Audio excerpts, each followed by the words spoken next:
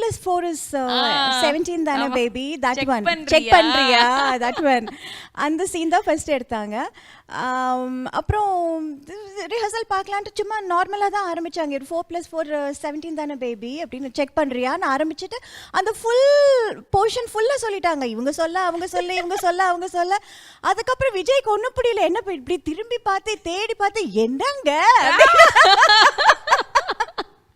எனக்கு நான் அவங்க உட்காந்துட்டு தெரியலங்க. Wow wow wow. அவரு ஏந்திரிச்சு நின்று கை தட்டி கை தட்டுறது பார்த்து ஃபுல் யூனிட் எல்லாம் சேர்ந்து கை தட்டி. It was very nice, it was very encouraging and very sweet. Super super. And I think நீங்க வந்து எல்லா டைம்லயும் வந்து விஜய் சாரை பார்த்துருக்கீங்கன்னு நினைக்கிறேன். அந்த டைம்ல ஒரு கோ ஆக்டரா அப்படி, அதுக்கப்புறம் தெரி டைம்ல, இன்னைக்கு அவரோட ஸ்டேஜர் பார்க்கும்போது how happy you are?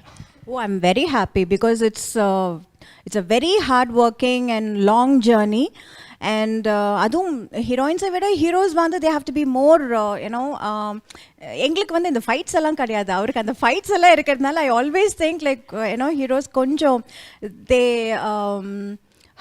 they work little more harder than us அப்படின்னு சொல்லுவேன் நான். But definitely I'm very happy and very proud. Wonderful ma'am, wonderful. நிறைய மெமரிஸ் நீங்க ஷேர் பண்ணியிருக்கீங்க. அந்த உங்களோட ஃபில்மோகிராஃபில ஐ திங்க் இந்த ஒரு படம் வந்து ரொம்ப நாள் கழிச்சு நீங்க வந்து ஒரு டிஃப்ரெண்டான ரோல், திருப்பி ஒரு ஊர் சைடா இருக்கட்டும், இல்ல ஒரு லுக்ஸ்ல இருந்து எல்லாமே ரொம்ப பயங்கர டிஃப்ரெண்டா இருந்தது. அண்ட் இந்த பர்டிகுலர் ரோல் பத்தி சொல்லுங்க மேம். கருப்பு மேக்கப் போட்டுட்டு செம்ம டீப் கிளாம் இல்லையா மேம்? செம்ம டீப் கிளாம்னா பயங்கரம். அது வந்து அந்த கருப்பு மேக்கப் போடுறது ஓகே, அது போய் அந்த வெயிலையே தான் ஷூட்டிங். ஐயோ அப்புறம்லாம் மேக்கப்லாம் கலைச்சா பெரிய டிஃப்ரென்ஸே கிடையாது.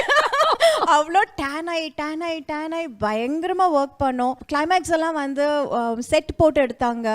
அது டே அண்ட் நைட் அந்த தண்ணியில் ஊறி நனைஞ்சு அப்புறம் உடம்பு சரியில்லாமல் போய் ஃபீவர் வந்து அந்த மாதிரி நிறைய விஷயங்கள் நடந்தது. பட் ஆன் த ஹோல் நம்ம இப்போ நீங்கள் இப்போ கேட்கும் போது எவ்வளோ வித்தியாசமான ஒரு கேரக்டர் அப்படின்னு சொன்னால் இந்த படம் எப்படி வருது, அந்த மாதிரி அந்த படம் முடிஞ்சு ரிலீஸ் ஆகும்போது இட் வாஸ் கம்ப்ளீட்லி அந்த கஷ்டப்பட்டது எல்லாமே மறந்துடுச்சு. இது எப்போவுமே அப்படிதான், எவ்வளோ கஷ்டப்பட்டாலும் அந்த ஒரு படம் ரிலீஸ் ஆகும்போது அது பெரிய ஹிட்னு கேள்விப்படும் போது, இல்லை நம்மளுக்கு நல்ல பேர் கிடைக்குது அப்படிங்கும் போது நம்ம பட்ட கஷ்டம் எல்லாமே மறைஞ்சிடும்.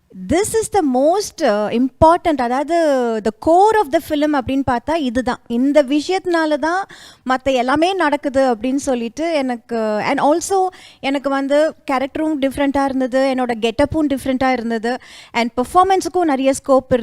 So that was the only reasons இந்த படம் நான் ஒத்துக்கிறதுக்கு ஒரு முக்கியமான காரணம். அண்ட் நல்லாவே எனக்கு இத்தனைக்கும் டேட்டெல்லாம் முடிஞ்சு போய் வேஸ்ட் பண்ணி எக்ஸ்ட்ரா டேட் அந்த சாங் எல்லாம் எடுக்கும்போது வந்து டேட்டே இல்லை எனக்கு. ரொம்ப கஷ்டம் போய் நாங்கள் வந்து லொக்கேஷன் சரியில்லைன்ட்டு கேன்சல் பண்ணிட்டு வந்துடுவாங்க. எனக்கு ரொம்ப கஷ்டமாக இருக்கும். ஐயோ என் டேட் போச்சே, அவ்வளோதான், இனி நான் வந்து இது மறுபடியும் எப்படி ரீப்ளேஸ் பண்ணுறது, எப்படி கொடுக்குறது அப்படின்ட்டு ரொம்ப கஷ்டமாக இருக்கும். பட் என்ன பண்ணுறது, we had to really adjust. மற்ற இன்னொரு ப்ரொடியூசர்கிட்ட அம்மா பேசி கொஞ்சம் கன்வின்ஸ் பண்ணி ஒரு ஹாஃப் டே வாங்குறது, அப்புறம் திருப்பி அவங்களுக்கு ஹாஃப் டே பண்ணுறது, இந்த மாதிரிலாம் ரொம்ப கஷ்டப்பட்டு அந்த படம் பண்ணி முடிச்சோம்.